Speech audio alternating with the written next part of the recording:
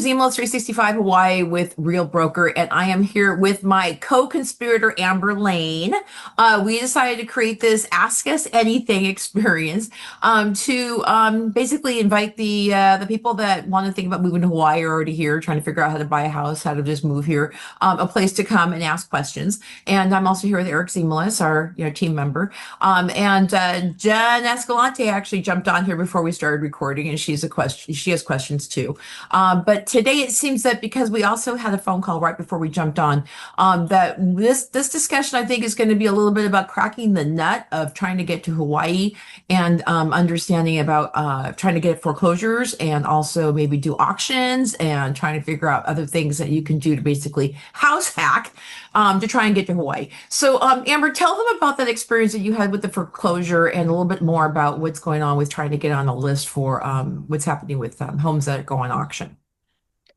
Well, I have very little experience in this department just because we don't really have all that many foreclosures here in Kona. Our property values are pretty high, and so it really takes a unique situation for people to have to foreclose on their home. But it does come across every so often. Usually the house is incredibly distressed. It's been vacant for years and years, so it's been closed up in a moist environment. The elements have taken effect to it. Sometimes they're squatters or tenants that have to get evicted and they've destroyed the house. So it's definitely not for the weary. It's for people who really want and are willing to spend their free time and weekends and in unforeseeable future really fixing up a place, and whether it's themselves or hiring people and managing contractors to come in and things like that. But it is an affordable option to get property here in a place that is an expensive place to buy. So I recently sold a foreclosure in Holualoa. It was 1.5 acres. I think like a 1987 house. And we closed at 595,000, which is a huge steal. That's what vacant land is going for in this area. So, you can score some really good deals. Yeah. Okay, so Um, you gotta tell them what was that first place on the market for? oh, it was like 999,000, and Yeah. the house sat for years, and it would go off the market and then come back on the market. And this was definitely a unique property. The drive to get down to the house was a really steep one-lane road that you kind of have to like pull over, very Hawaii, like off-road rural country, but pull over as another car's coming. And then the neighbor down there did not really want the house to sell. He wanted to actually buy it himself, but he wasn't willing to pay more than $400,000 for it. So he was trying to scare off other prospective Yeah, because buyers. we went down there trying to show our client that, and that's exactly what Oh, happened. you did? Well, you don't Okay, want to okay, live okay. here. It was an experience. Yeah. So it wasn't for everyone. It really took a No. specific buyer Yeah. to go for that property and see the value and not be scared by that stuff. Um, I also have another client who is looking for a fixer-upper, a deal. And we are looking at an auction property right now. And so this was a really unique situation too, because the house wasn't listed in our Big Island MLS. It was listed in a Oahu MLS. It was hard for me to get information, but there are a few auction sites that you can go to. There's auction.com, there's Hubzu, and there's Exome, Xome. And you can see if any auction properties pop up on those sites. And with both of these, with the auction, we're just kind of dealing with a website, and they will spell out a little bit of information there. But the biggest hurdle is it's really hard for me to get any information about the property. So I'm looking through the county tax records. Right now, we're checking all the permits to see if the building has been finalized. There's issues. Some of the plumbing wasn't finalized. I'm not quite sure what the status is. So you're definitely taking on more risk when you're going for these properties. There's not a seller filling out a seller's disclosure telling you everything they know about the property. You don't get any of that. You are just assuming the property and the condition it's in, and you're trying to piece together the puzzle of whatever information you can find online. Yeah, and so People don't really understand the concept of what happens when you buy a house without permits too. But Jen had, Jen, did you have like, I know that you have to, jump off at some point here. Did you have any other questions too about trying to crack the nut of figuring out a way to get here? You were thinking about maybe trying to house sit your way to finding a house. And Jen has actually done something very clever is that she has found a way to get into our community and she gets recommendations for house sitting. Right. And so you've done that quite a few times. And then just waiting for your husband to be able to retire to be able to figure out a way to come here, right? Yep. Kind of pay off everything and we already feel like we're part of the community from just visiting and for many years and volunteering, but being there full time is really what we want to do. It's just trying to figure out the best way to get there financially and selling some things but just I mean it's a process. Yeah, yeah. And it's So obviously it is. It's not an easy experience, and so you do have to have some planning and some sacrifice and make it happen. yeah. But I'll tell those people who are watching that there are opportunities like what Jen is doing, and it's through it's who you know. And she volunteered and she helped me put on the parades.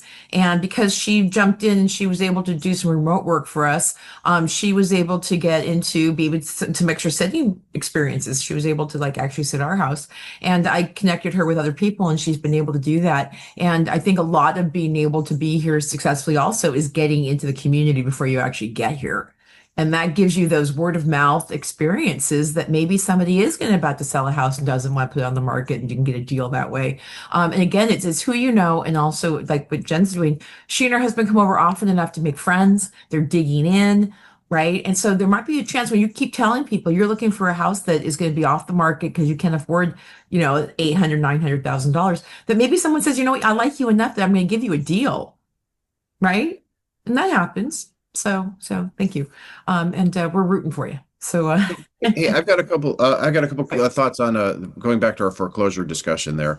One thing I'm going to say is that we do not have a lot of foreclosures. There's the idea of coming here and seeing that you're going to get this, many ideas of foreclosure is not going to happen. I mean, there's probably only a few from what I know of. And the other thing that I'm going to say about it is from what I've seen, I've known a couple people that have tried to do it. There's a large competition for these resources because everybody knows that a foreclosure is a good property. good And deal, right? there's a fine line between knowing how much work is going to go in it versus the price. And if like example, if you didn't know that the permits weren't pulled and it's going to require more effort to do that, you could lose that one as well by overpaying. And you have to be pretty savvy to understand exactly where that price is going to be because it's not just a standard flip. There's other things that go into it that go along with that. But I do have a suggestion that is sort of similar to that, but also works pretty well. A lot of people, what they do is there's a lot of houses out here that were built long ago and have never been updated and never been really not maintained, but I mean they're owned by people that are in need of some serious work. And so they go on just deciding that they're going to sell them at the market rate. And what happens is nobody wants to buy them because they need so much work that it's not worth it. So they slowly, sit on the market for long periods of time. And then it enables somebody who's got some, ability to fix some things to come in and say, well, you need to sell this place. Would be willing to buy it. And now we're coming close to what a foreclosure property cost would be. And you at least know that, that it was been, maintained not maintained, but at least that it's been owned by somebody Yeah, particular. no one poured concrete Yeah, that nobody does it that way. So it's kind of a plan B instead of the foreclosure. You know what I mean? But it still has a lot of the benefits of it. And I think a lot of these people are well willing to make a deal. So it might be, and you could, you might be able to finance it versus a foreclosure. You might not, depending on what it is. So just there are other ways of going around that and still getting deals. Yeah. And also what some people don't realize too is that when you go through a foreclosure, there does not have to be a clear title. So If you buy it and there's not a clear title, trying to resell that becomes very difficult. And trying to get clear title, you have to get lawyers involved, and you had quit deeds and everything else. So just know that that's another hurdle once you buy a foreclosure. And then Amber, what kind of, I mean, have you, when you saw that house that was for foreclosure, I mean, that needed like a lot of work to I get. mean, in this, like, I straight up will tell my clients, this is like, I would not sell this to just anyone. Like, it really would have to be the right person who understands what they're getting themselves into. And everyone, and I even still try to discourage it, and just to make sure these people are really thinking it through. And because people will get really caught up in that price, but without really understanding the work that they're getting themselves into, and it's not for everyone, and there's a lot of risk. It always costs more than you think it's going to, Mhm. and it takes a lot of time. And so, I mean, it's challenging here. We don't have enough laborers to do all of the work that we need here. Everyone's really busy getting people to show up and call you back and do a good job, and then you really have to pay for it, because those people who do that charge A lot of appropriately. money. Mhm. So yeah, you really have to be signing up for some serious work ahead of you if you want that. And people get really caught up in the HD TV house flipping, love it or list it type things, but let me tell you, it is not that glamorous at Yeah, all. especially here in Hawaii. You know what? Totally. Going back to labor and getting people to help you, we just met with a couple that they wanted to think about selling their one bedroom, one bath condo, and they were trying to get new cabinets put in. And they called somebody, and then they said that person never showed up after calling them twice. Never showed up to actually help put the cabinets in. And she is using it as a vacation rental, so she doesn't live here full time.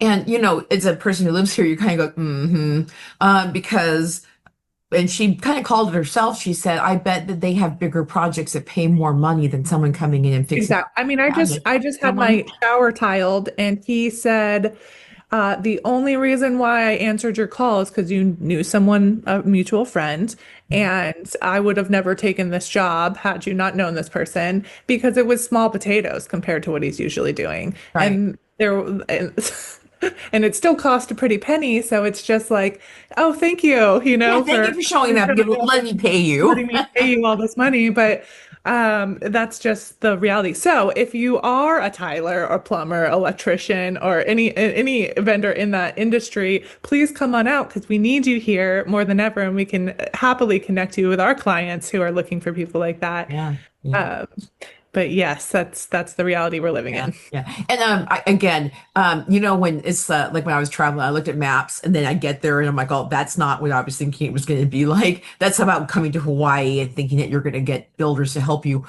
Because I don't think sometimes people realize that there's multi-million-dollar houses 40 minutes, not even 40 minutes, 25 minutes north of Kona. And those moneyed individuals can pay very good money for our tradespeople, and they get pulled up there. Obviously, why wouldn't you want to make twice as much as you could make in Kona? But it's brain drain and talent pull from even Kona. Now, if you're trying to think about saving money and you're down in Mililii or down in some of those South Kona places where you think you're getting a deal, those people do not want to drive all the way out there to help you, right? And so And then People that's in Lowe's is like an hour drive. So for them to have to go get supplies, it's a big pain in the butt. So we Yeah. saw, just to put things in perspective, we were down in Mililii yesterday, 2 days ago. that's why I bring this up. And we were we were watching they were pulling in some gravel that they were going to be using on a project, and they drove it all the way down. Here's this huge truck of gravel driving all the way down and down this dirt road, and it was a big deal, and it put a lot of strain because it was a steep road and all this kind of stuff. So that's just to get a load of gravel down there. You can imagine that every single thing has to go through that to get to where this location is. So of course it takes them. And I'm sure the delivery is, they have an extra delivery charge for it. Yeah, a special price for you. So in Mililii, you could buy. They have these little houses that are like, let's say, $350,000, and you're basically living in a box, but you have an ocean view and you're living in Hawaii. But if it's something you're trying to build because you're thinking it's cheap and you're going to get a cheap house, you're going to pay for it one way or the other. And that's kind of what we're talking about, is that there are no deals in this town because it's going to charge, you're going to pay one way or the other, right? So you go in thinking, okay, I'll fix it up, and then you're paying for trades. And even when you think that you want to do it by yourself, you're at the holding costs and you're trying to do it. You're trying to like go to Lowe's and Home Depot and do everything else. It just takes time and effort. That's all. Yep. So, So some other house hacking strategies that people do here is, well, one that we're seeing more and more of, Realtor.com has been putting out studies about this, but we're just seeing an uptick in multi-generational housing where people are having to live with their extended family in order to make it work. It's the reality we're living in. And then also, here we have the Ohana, which is like a mother-in-law suite that you can have as part of your property, whether it's on top or below or to the side. And sometimes there's more than one. So people will buy properties that have the Ohana so that they can have rental income, whether it's from long-term rentals or vacation rentals. Again, that's another multi-generational house because you can have family members living in there too. So it gives you some options to help afford the mortgage. yeah. So if you can go in with if you can go in with other people to do that, there are like the house that we live in is basically a triplex. And thank goodness that people bought and they made these things in the 70s and 80s and the 90s as they were building out a lot of Kona. So the opportunity to be able to buy a pre-existing home that's not brand new, that you can go in and do some fixers, but it also has a place where people can actually put another family member, like you said, or make some money. And even in our neighborhood, like almost every single person in this whole neighborhood has some level of an Ohana unit. They're using it for family or long-term rental or short-term rental. So it's an opportunity. Eric? I was just gonna say, but the downfall of that, of course, is that it has a higher price tag to get into it, right? And everybody wants it. So whenever someone calls me and says they want a house under $1 million with an Ohana, you're just like, oh, Yeah. okay, And 'cause that Ohana so just put it up above $1 million.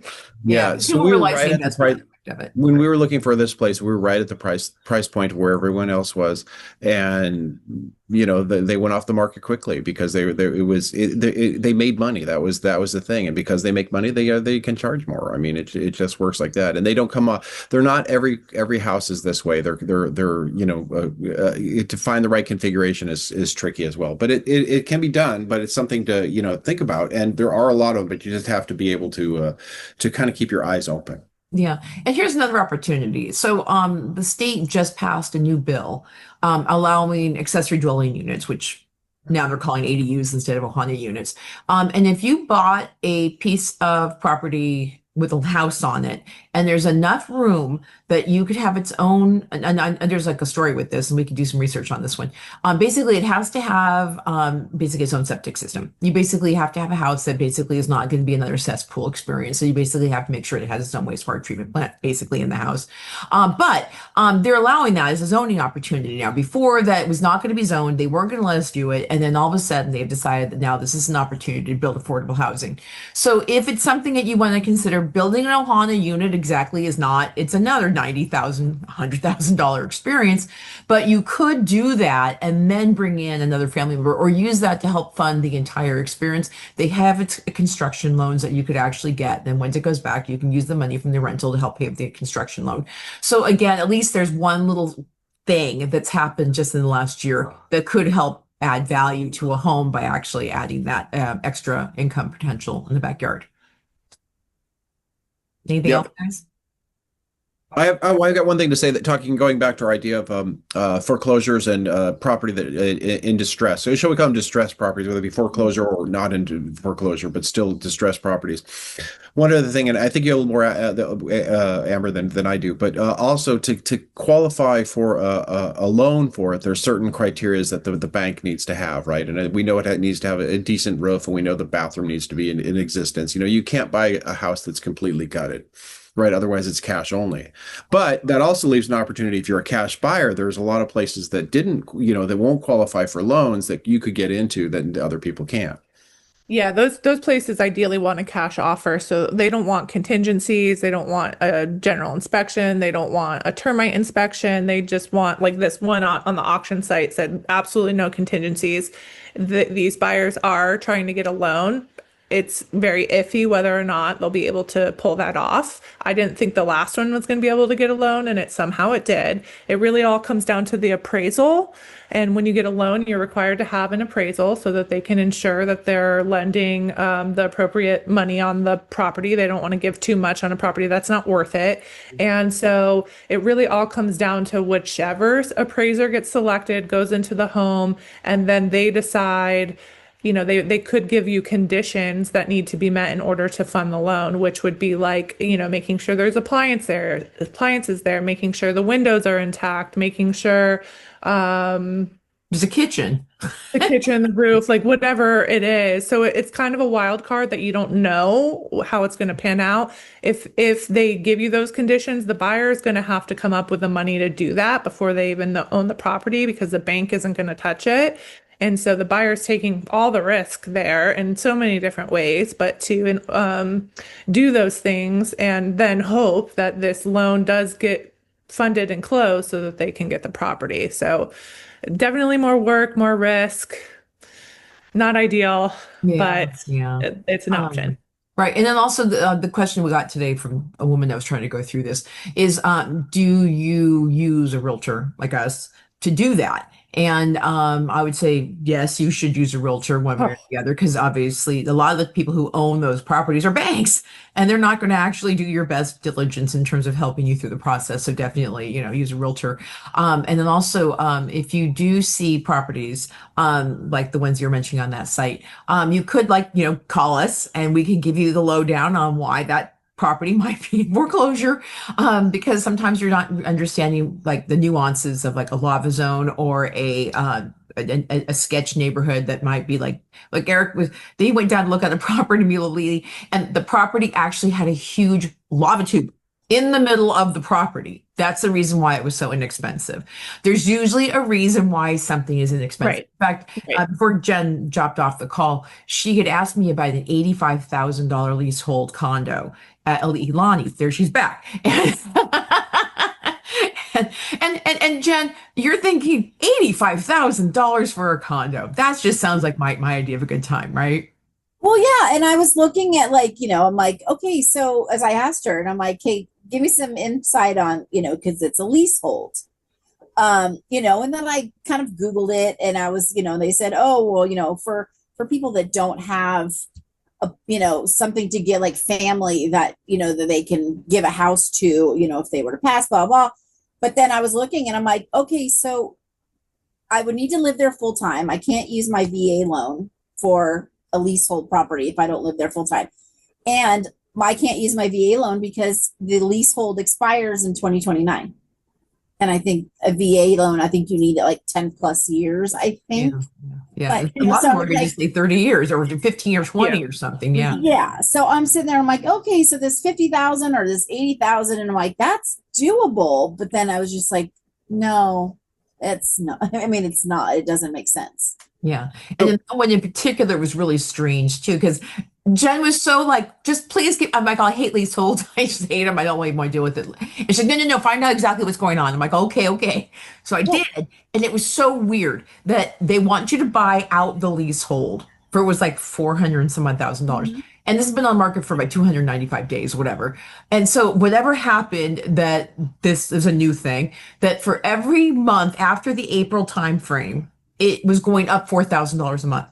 The longer it's sitting on the market, the more expensive it is becoming. And they want you to buy out the leasehold. So by the time that you're spending $450,000 to buy out this leasehold, here you are, you're buying a condo for what almost most people are buying condos for. So again, that does show that there is no deal when you're trying to think about leasehold, because there's always something that seems to be the catch of why it's on the market like that. Yeah, I mean that's a whole can of worms we can get into, but the one thing that I like to point out is like it's $85,000 in in this current market, that's a good indication of how the resale value. It's not going to appreciate in the way that a fee simple condo would. It's just not a good investment. Like if you wanted to, the one place I entertain is Kona Islander, because if you were going to get a vacation rental, that's a really good location. I think you could have pretty good occupancy. It might make financial sense to buy a cheap condo there, and you might be able to make And a those are decent. going for about 225, 250. And they're one Yeah. bedroom condos. They look like hotel rooms. Yeah. Yeah, but otherwise you're a glorified renter. You don't own the place. There's a lot of risk involved. There's your mortgage, there's any HOA fees, and then there's leasehold rent. So by the time you combine all of those, it's really not that great of a deal. And then it's hard to sell. You're not going to make much money off of it. You don't know what's going to happen with the lease.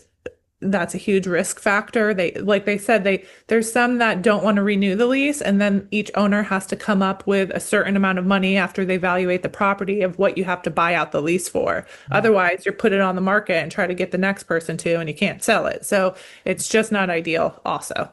Yeah. So I have a couple comments to it. One is there's a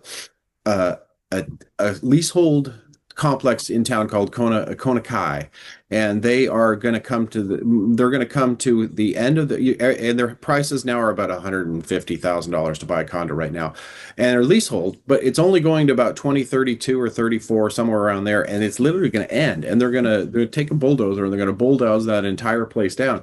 So here you are buying this condo thinking you own a condo. Well, you own a condo for the next how many years until it essentially disappears. So everybody says, well, I can get this great condo for this price, but is it worth it? At a certain point, it's rent. You know what I mean? You're not actually buying the condo. You're just leasing it during the time it is. Right, you're paying your rent for 5 years or 10 making years. money. That's the way that works. Mhm. And one thing we haven't talked about a little bit about, just kind of continuing our thought with leasehold, is leasehold houses in agricultural areas, right? And South Kona is known for a lot of those. And everybody says, "Oh my gosh, I can get a house at about a third cheaper than a normal house would be in that area." But again, there's stipulations that go along with that, and some of the stipulations are, of course, that it has to be used for agricultural use. You can't just come in there and do something else with it. Second of all, is that depending on the lease, sometimes they will require part of your profits from the agricultural that you're going to sell need to be given back to the landlord as well. And the other one I've heard, and they vary, but some of them, if you make any money at the end of the lease, part of that money goes back to the landlord when you're trying to sell it as well. The leaseor is what it is. So there's definitely some thumbs in it. But the beauty of that, at least for some people, if you wanted to get into farming quickly, it enables them to get into a much bigger farm than it would be if you were to try to buy it outright with doing it. But you're kind of like You're a sharecropper. Sharecropper, right? Trying to get it done that way. You're a So, serf. yeah, But the people that I've seen actually do that, just so you guys know too, that when Eric and I first got to the island, let's say in 2005, people were buying those land and then they would just sit on it. And they'd go, okay, I live in paradise. And that was back when the leasehold fees were like, I don't know, $300 a year. It was like not that much. And then what would happen is the price of real estate started going up, and who basically owned that was Bishop Estates, which is basically in King Kamehameha, like the Hawaiians basically. And then they started seeing the value of that real estate. So the leases started, as soon as the leases switched, they went up exponentially. And then they started this, you have to farm the land, because they saw the value in taking a piece of what the crop was. Well, a lot of these people had gotten into this land without any farming experience, and all of a sudden they're responsible for like farming, and they're like, I don't know what to do. So when it switched over, now to get those leasehold hands, you have to have a farm plan. You have to show that you know what the hell you're doing, and the fact that you were actually going to work the land, and that way they can make their money on the crops. So again, this isn't just for some guy coming in from a part of the mainland thinking, I'm just going to sit on this land and have this beautiful view, and as long as I can afford to live there, fine. No, you have to actually do the work, and that's hiring. If you don't want to do it yourself, that's hiring basically the people that are going to come in and pick the crops and all that stuff. So you're basically still having to lose a little piece of what it costs to hold the land. Am I right? Mm-hmm.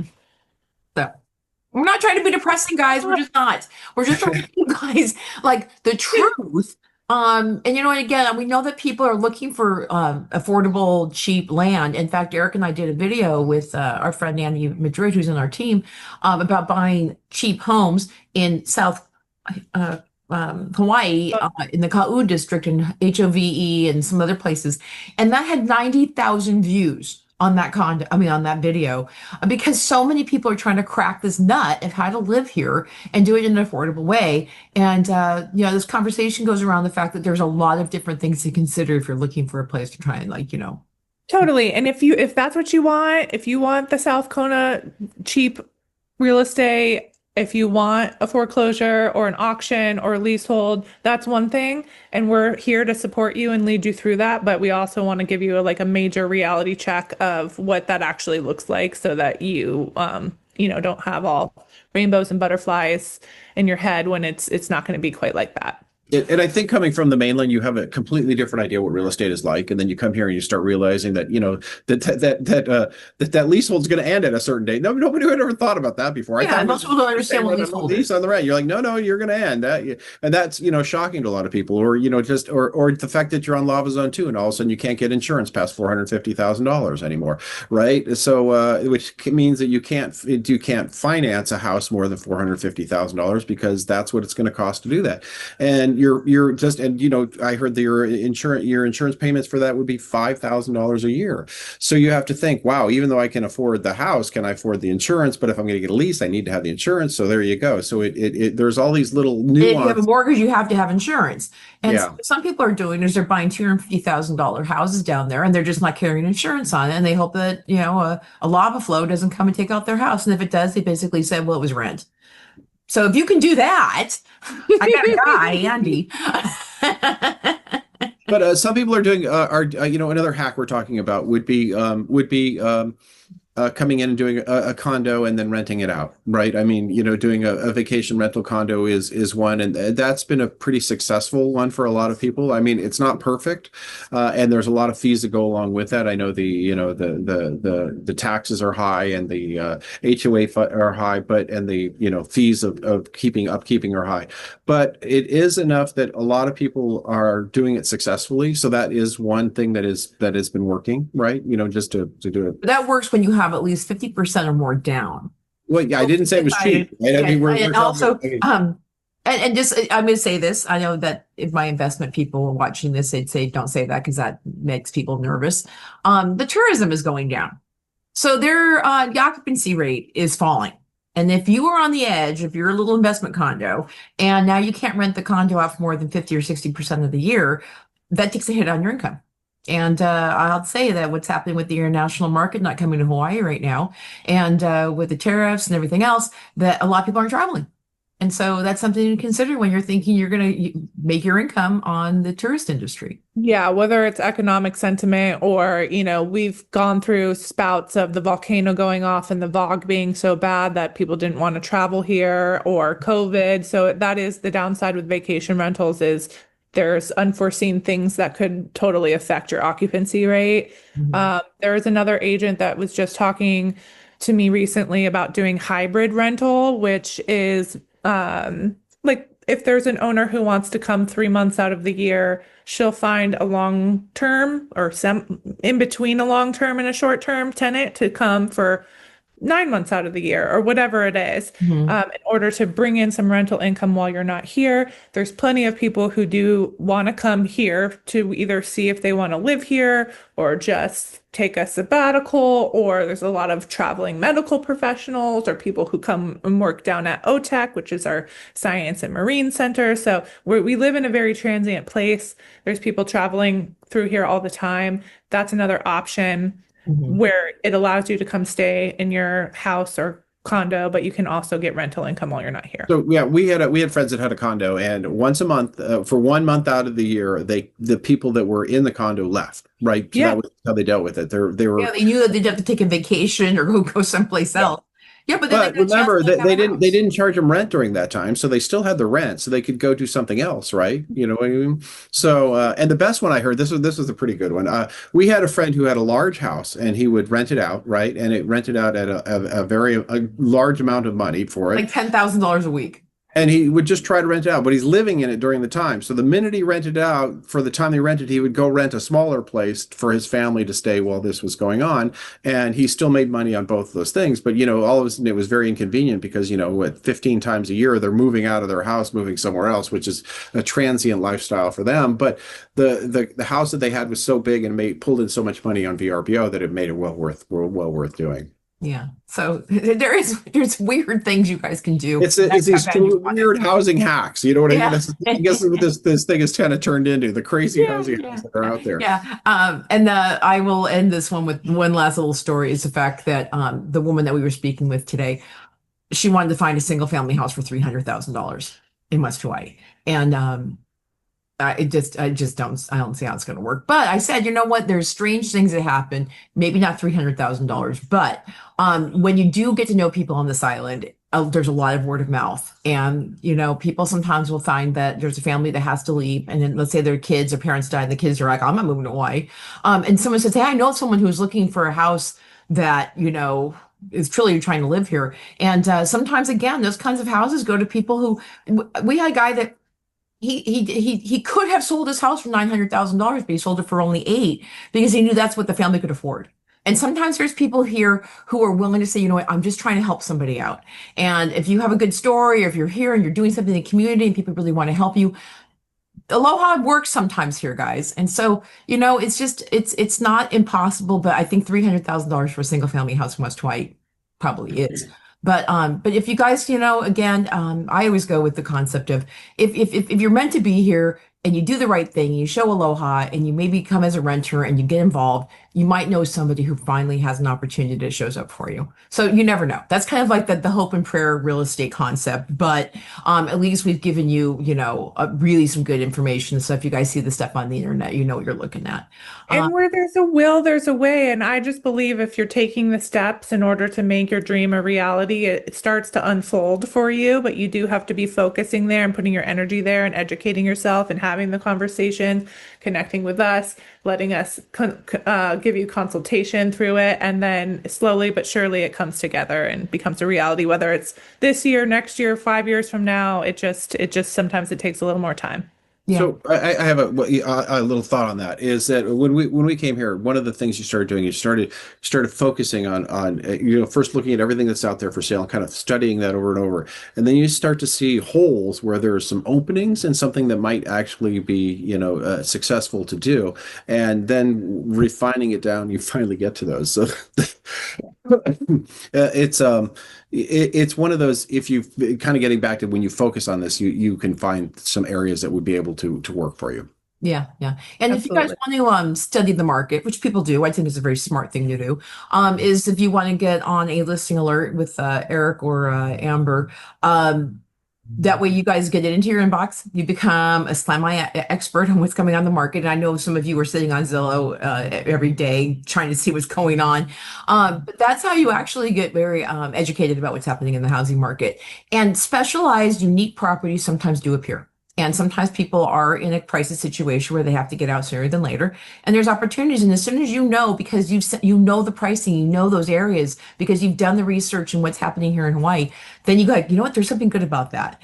And then you might say, hey, it's time to call a realtor, all three of us. And we can say, here, that looks like a good opportunity. Let's make it happen. So yeah, so we had one of our clients was filing houses in Lokahi Makai, and he was just constantly looking, and all of a sudden one day he calls me up and goes, that one is $50,000 less than anything else. And so we went that day and we made an offer on it. And the reason it was $50,000 left is because they had already sold it and it fell out of escrow. And the guy just said, I just want to get rid of it. I don't want to go through any troubles with doing it. And so he had, by the time that we had already made that escrow, he had 6 people that are already ready to make an offer on it already, by the time it comes down there. And he was successful, you know what I mean, to work. So it's right in, just kind of knowing what things cost at the right place, the right time. But it's so tricky because there's so many different areas to know and do. That's where you kind of focus exactly what you're looking for. Yeah. And again, we had in fact, we've had like 3 or 4 of these people that things have fallen together for these people looking for these opportunities. Another couple were diligently looking at what was going on with the internet, and they had a friend that had access to the previews, and we do too, all the realtors here do. And then they saw a house that worked for them. And so they called us and said, can you get us into this house? And we're like, where are you seeing that? And they pointed it out. I'm like, oh, okay, it's not really on the market, but there's a preview experience, and we could do that for you guys as realtors. So they got in, first one's in, and the realtor really wanted to get these people in too because they live here full time and they had 3 kids and they really wanted a house. And so we got under contract really quickly, and they got the house for a very good price. And they're happier and crap. And again, it's these things that show up when you're really looking and you understand what the market looks like. And again, if you are looking and you do want to work with us, again, if we know that you're looking for something specific, these preview properties come up because sometimes the realtors haven't gotten all the photos up on the internet yet, or sometimes they're holding back a little bit for staging or whatever. But you know what? Now that we're in this kind of like dancing market of like realtors having sellers who are understanding the pricing right now because we are in a soft market, the opportunities might be showing up at this point. So this is a good time to actually reach out to us. Let us know. 100%. Right? Great time to buy. Right Really time to buy. Really, it is. Did So, you qualify for the loan, right? That's the question. Yeah. and Right. as if you guys are watching this, if you haven't really seen what we offer here, on our YouTube channel, we do these market updates. And so, like this coming week, I'm doing a market update with Lance Owens, who's the president of the Hawaii Association of Realtors, and we do end of month events where we have our Travis Green, who our mortgage guy is. And he talks about rates. And he talks about what's happening with the mortgage market. And now we're doing these. Amber and I are going to do these once a month to answer questions. And also, if you have questions about the things that we're learning about what's happening with the housing market, the rates and stuff, we'll share them with you. And so then you basically have direct access to our expertise. So hopefully this has been valuable for you guys. Right? So. Yeah. Okay, so we'll wrap it up. And if you guys want to join, please send us your email address, because then we can send you the Zoom link directly so you don't miss the opportunity just trying to watch our social media channels. So send an email either to Amber or myself. I'll put the information down in the description, and we'll get you set up and hopefully make you a successful home buyer or investor here on the island. And thank you, Jen, for joining us and showing us your thoughts too. So Yeah. thank you, Eric, too. And we guys will see you guys on the next round. So aloha. Aloha.